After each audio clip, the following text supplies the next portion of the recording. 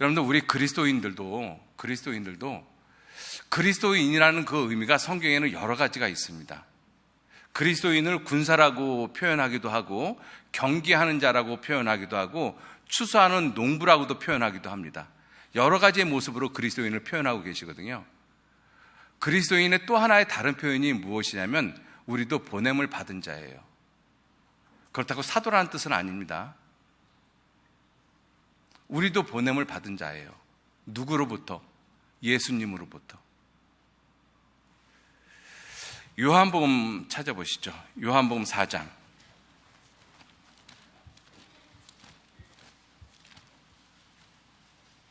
요한복음 4장 38절 말씀. 요한복음 4장 38절 제가 읽겠습니다. 내가 너희로 노력지 아니한 것을 거두로 보내었노니, 보내었다라고 말씀하시죠. 다른 사람들은 노력하였고 너희는 그들의 노력한 것에 참여하였느니라. 예수님 공생의 초기에 이 말씀을 하셨습니다. 그리고 예수님이 십자가를 앞에 두고 하시는 그 긴 기도의 내용 가운데서 이렇게 말씀을 하시죠. 요한복음 17장 18절 말씀 보시죠. 17장 18절 말씀.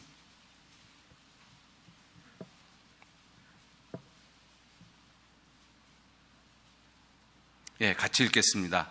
아버지께서 나를 세상에 보내신 것 같이 나도 저희를 세상에 보내었고. 아직 예수님 십자가에 안 돌아가셨거든요. 십자가를 앞에 두고 하시는 기도의 내용에서 이 말씀을 하고 계십니다. 예언적인 말씀이시죠. 그죠? 예수님이 십자가에 돌아가시고 부활하시고 그로 인해서 많은 그리스도인이 있으면 그 그리스도인은 내가 세상에 보낸 자라고 말씀을 하고 계셔요. 그래서 예수님이 실제로 부활하셨을 때 하신 말씀이 20장 보시죠. 20장 19절, 예수님 부활하신 모습입니다. 20장 19절 말씀. 이날 곧 안식 후 첫날 저녁 때 제자들이 유대인들을 두려워하여 모인 곳에 문을 닫았더니 예수께서 오사 가운데 서서 가라사대 너에게 평강이 있을지어다. 이 말씀을 하시고 손과 옆구리를 보이시니 제자들이 주를 보고 기뻐하더라. 21절 같이 읽겠습니다. 예수께서 또 가라사대 너에게 평강이 있을지어다. 아버지께서 나를 보내신 것 같이 나도 너희를 보내노라. 그런데 우리 예수님으로부터 보냄을 받은 사람들입니다. 이 세상에 아직 하나님의 은혜와 사랑을 모르는 사람들에게 보냄을 받은 사람들이거든요. 여러분들 한번 정말로 곰곰이 한번 생각해 보셔요.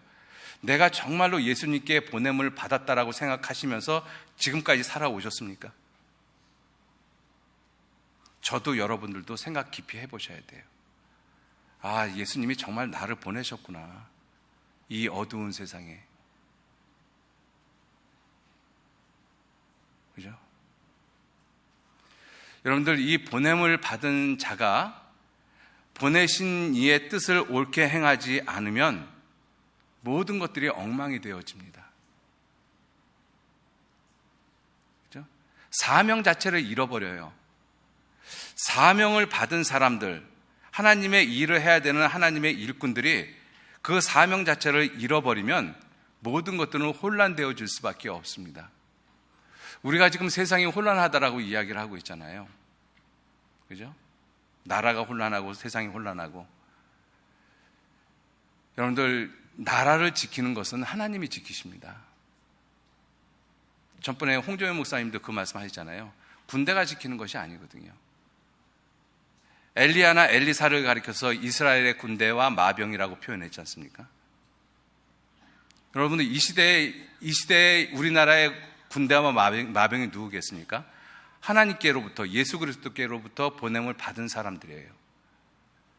우리들이 정말로 최선을 다해서 복음을 전한다면 하나님 우리나라 지키십니다. 다니엘서 4장 17절 25절 말씀에 지극히 높으신 자가 인간 나라를 다스린다라고 말씀하셨거든요. 우리 그리스도인들이 정치에 대해서 이러쿵저러쿵 이야기하긴 하겠지만 그 부분에 대해서 너무 깊이 관여할 바는 아니라고 생각이 되어집니다. 중요한 것은 하나님께서 지키시거든요. 근데 하나님이 어떤 때 지키시겠느냐고요. 하나님이. 저는 정말로 그렇게 생각을 하거든요. 제가 미국에 있을 때 시카고 무디 신학교에서 매년마다 선교 보고 대회를 합니다. 그럼 약 103개 단체의 선교 단체들이 와서 1년 동안 선교를 한 내용들을 보고를 합니다. 근데 그 보고 내용들이 어떤 내용들이냐면 길거리에 버려진 아이들, 그 스트리트 키드라고 이야기를 하거든요. 특히 중남미 쪽에 그런 아이들이 많습니다. 어린아이가 어린아이를 낳아서 키울 수가 없으니까 그 아이들이 그냥 길거리에서 방치가 되어져요. 그러니까 그 아이들이 어렸을 때부터 뭐 마약을 한다든지 이런 갱들의 뭐 이렇게 어떤 일을 한다든지 그러면서 연명을 하면 살아갑니다. 그러한 사람들을 갖다가 다시 모아가지고 교육을 시키고 사회 적응하는 것을 대부분의 사람들이 그걸 선교라고 생각을 하고 있어요. 그래서 몇몇 같이 그 무디 신학교에 갔던 그 목사님들하고 그 무디 신학교 교수하고 잠깐 이야기할 시간이 있었는데 왜 영혼 구원에 대해서는 선교단체에서 아무런 이야기가 없습니까? 이러한 질문을 했던 적도 있거든요. 자, 그런데 시카고 무디 신학교에 거기 가보면 그 시카고 대학교 그 큰 그 현관 앞에 세계에서 선교사를 파송한 것을 그래프로 그려놨거든요. 근데 우리나라는 1980년, 90년까지, 80년까지인지 잘 기억은 안 납니다만은 선교사가 우리나라에 들어오는 나라가 됐어요. 그런데 2000년이 넘어가면서부터 우리나라가 세계에 선교사를 파송하는 나라거든요. 그리고 지금은 세계에서 가장 많은 선교사를 파송하는 나라가 대한민국입니다. 순수한 복음을 갖든지 안 갖든지 그거는 차치하고 하여튼 숫자적으로 여러분도 한번 생각을 해보세요. 지금 전 세계에 많은 대륙이 있습니다. 뭐 아메리카 대륙도 있고 오세아니아 대륙도 있고 아프리카 대륙도 있고 아시아 대륙도 있고 유라시아 대륙도 있고 여러분들 아프리카 대륙에서 복음을 전합니까? 유럽 대륙에서 복음은 이제 안 전하지 않습니까? 아메리카 대륙에서 복음이 일부 전하고 거기서 일부 선교사들이 지금 파송되고 있습니다. 러시아에서 복음 전합니까?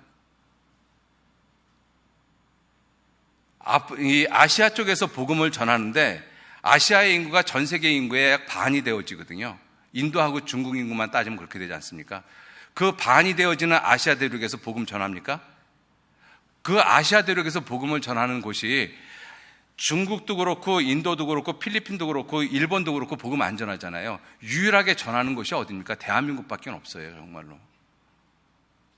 안 그렇습니까? 그런데 우리나라가 정말 잘 살게 되는 이유가 진짜 뭐라고 생각하십니까? 복음밖에 없거든요. 복음밖에는. 지금 지구상을 봤었을 때 우리나라 한국에서만 지금 복음을 전해주고 있습니다. 그건 사실이에요. 부인할 수가 없습니다. 객관적인 데이터를 봐도 그래요. 그럼 한국에서 많은 선교사들이 파송이 되어지는데 정말 순수한 복음을 들고 나가는 데가 어딘가 한번 생각을 해보셔요. 여러분들 오해하지 마십시오. 우리에게만 복음이 있다라고 말씀을 드리는 것이 아니에요. 만약에 우리에게만 복음이 있다라고 하면 잘못된 것이죠. 하나님이 그렇게 편협한 하나님은 아니시거든요. 그러나 하나님의 초점이 과연 어디에 맺혀져 있을까? 그거 생각해 보시라는 거예요. 그러면 우리나라를 지키는 것은 우리 구원받은 그리스도인들입니다. 그죠? 내가 정말 예수 그리스도로 말미암아 보냄을 받았다라는 그 사명 의식이 분명하면 하나님 우리나라 지키십니다. 우리 교회 지키시거든요. 그죠? 살아계신 아버지께서 나를 보내심에 내가 아버지로 인하여 사는 것 같이 나를 먹는 그 사람도 나로 말미암아 살리라. 나로 인하여 살리라.